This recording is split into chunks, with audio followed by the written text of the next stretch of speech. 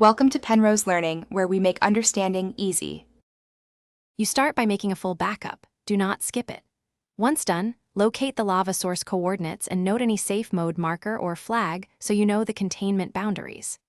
Now act. Equip a bucket and sponges or region tools and position yourself on stable, non-flammable ground.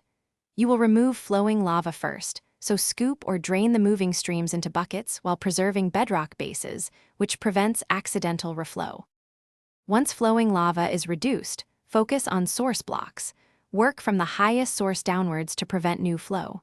You will place non-flammable barriers like stone or obsidian to redirect melt and stop spread. Make sure barriers are sealed at seams. Use sponges, pumps, or continuous bucket chains to clear pooled areas. If a tool supports region edits, apply a targeted replace operation to swap source lava with air or a non-liquid block for a clean removal without collateral damage. Finish by replacing any residual source blocks at bedrock level with solid, non-melting blocks and inspect adjacent chunks for hidden sources. You should reload the area and observe for at least one full chunk update cycle to confirm no reflow. If nothing resurfaces, tidy blocks and restore terrain to intended appearance. If lava reappears, restore your backup immediately, then rerun the procedure with heavier containment and double-check for missed source coordinates. Thanks for watching. If this was helpful, leave a like and consider subscribing. See you next time.